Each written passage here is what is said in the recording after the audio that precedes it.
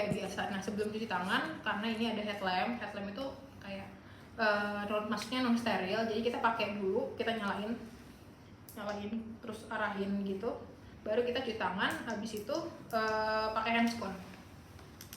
Nah setelah itu kita pemeriksaan yang pertama dari inspeksi dulu pastinya. Inspeksi yang dilihat itu dari luarnya ada kelainan anatomis atau tidak, di labianya ada kemerahan, jaringan parut, kemudian ada darah mengalir atau cairan mengalir merembes dari introitus vagina atau tidak, sama ada benjol atau tidak.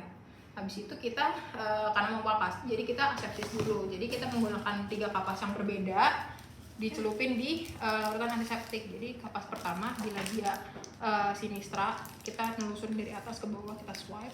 Habis itu buang. Terus kapas yang beda, antiseptik lagi, di swipe dari atas ke bawah, setelah buang. Sama kapas yang ketiga di perineum, swipe ke bawah ke arah anus, baru buang. Habis itu kita palpasi, kita langsung pakai dua tangan aja, kanan dan kiri. Kita telusurin si labia dextra sinistra. Jadi setelah kita posisinya duduk, kita palpasi, jadi tangannya kayak nyapit gitu. Kita telusurin dari atas ke bawah, dua-duanya aja langsung. Nah, selama palpasi itu yang kita periksa selama palpasi nih, nyeri nggak ibu? Kalau itu nggak nyeri. Terus selama palpasi kita nelusurin dari atas ke bawah itu ada benjolan atau tidak. Kalau ada benjolan kita cek konsistensinya sama dia mobile atau immobile. Habis itu palpasi kita pemeriksaan inspekulum, pakai spekulum yang disesuaikan ukurannya. Habis itu kita masukin spekulum dalam keadaan moncongnya tertutup miring. Habis itu kita masukin. Ini kan kita posisinya harusnya duduk ya, menghadap pasien, terus kita putar. Habis itu baru buka. Putar aja pakai jempol, ini bisa pakai jempol biar si moncongnya kebuka. Nanti kita bakal terpampang si porsionnya. Nah selama inspekulo itu kita lihat jaringan sekitarnya, apakah ada jaringan parut, kemudian juga ada perdana atau tidak, sama si porsionya ada merembes cairan atau tidak dari OUE, sama apakah kita periksa apakah ada cairan yang menggenang di fornix anterior. Terus habis itu kita keluarin. Nah keluarinnya kita miringin dulu. Habis itu kayak kita keluarin dikit dulu. Jadi jangan ditutup dulu pas di dalam karena takutnya porsinya sedikit.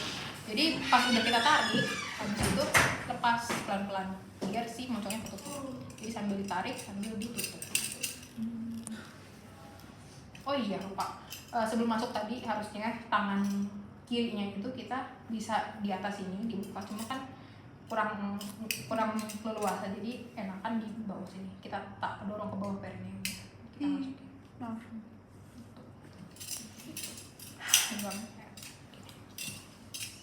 Habis itu setelah itu kita catat pemeriksaannya selama inspeksi palpasi sama inspekulo itu ada kelainan atau tidak. Habis itu kita lakukan VT, vaginal toucher, itu kita meriksa anatomis dari si uterusnya.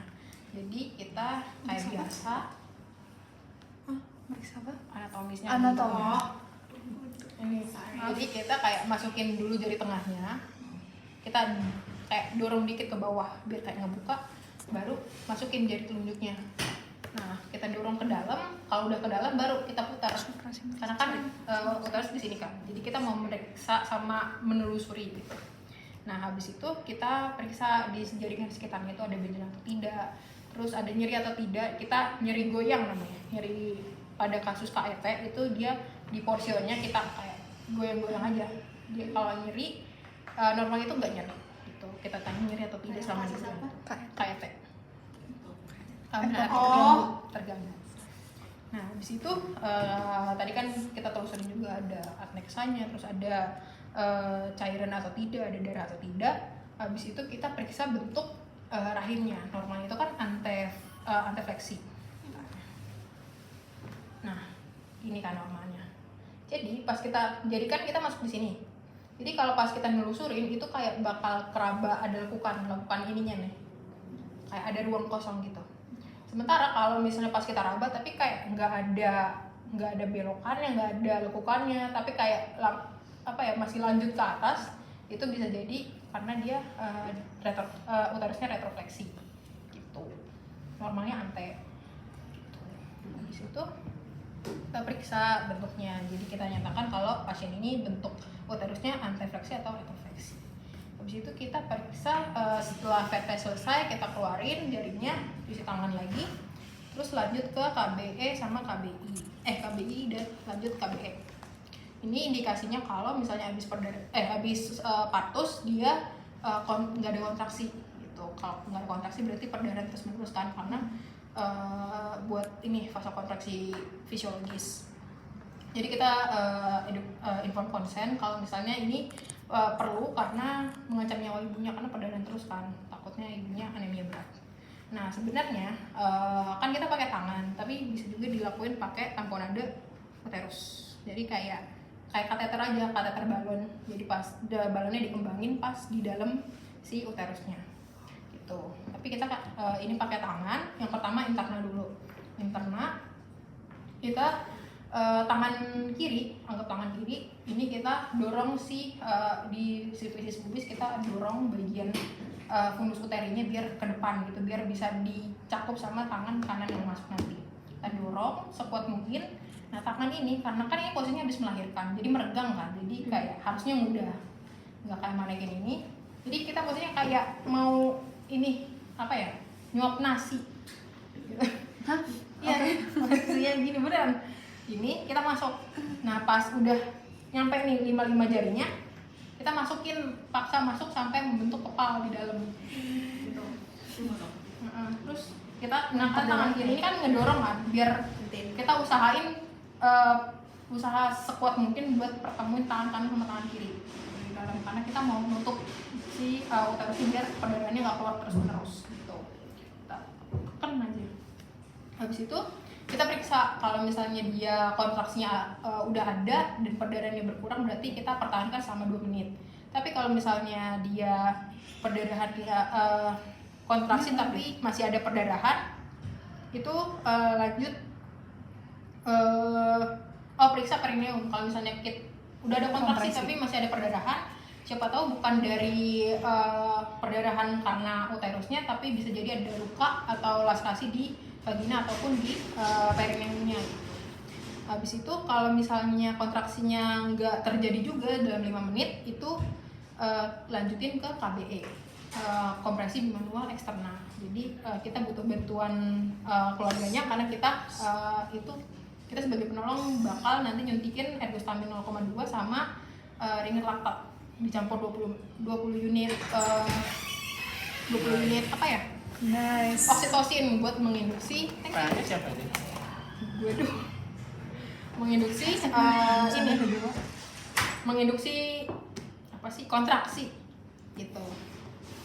Sebenarnya konsepnya sama aja, cuma di skill kan bener begini kan tangannya, ada yang begini, ada yang ngepal, cuma itu disesuaikan. Kalau misalnya dengan 2 jari aja udah kalian kuat, ya udah nggak apa-apa. Tapi kalau gua lebih mending ini di kepala, jadi biar mantep.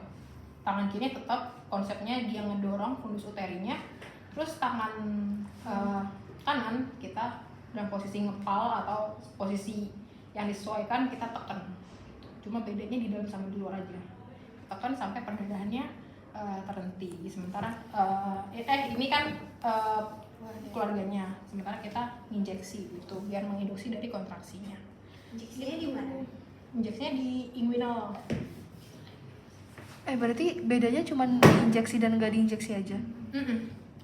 Beda ininya, Alatnya. konsepnya aja sih. Kalau Kalau internal internal kan masuk, kalau eksternal di luar tangannya. Kalau yang internal kita tahu dia udah kontraksinya berasa di Dirasakan kayak bakal ngenceng gitu. Kalau eksternal dilihat dari perdarahan aja. Kalau eksternal emang tujuannya buat injeksi. Kalau eksternal dia kan indikasinya kalau si interna dalam 5 menit kita kerjain tetap juga nggak berhenti perdarahannya, baru kita lanjut eksternal. Kan Itu. dari perut bawah nih. Jadi kayak kita perlunya temuin tangan kanan sama tangan kiri karena buat nutup kan. Boleh maaf ya, sama dokter Arman nggak diperagain. Kayak ngobrol nih. Tangan kirinya yang di simfisis pubisnya neken ke depan. Terus yang simfisis pubisnya ya? Terus tangan kanannya juga kayak ngecakup buat Maafin. beda tangan di luar di dalamnya aja. Nice. Tuh.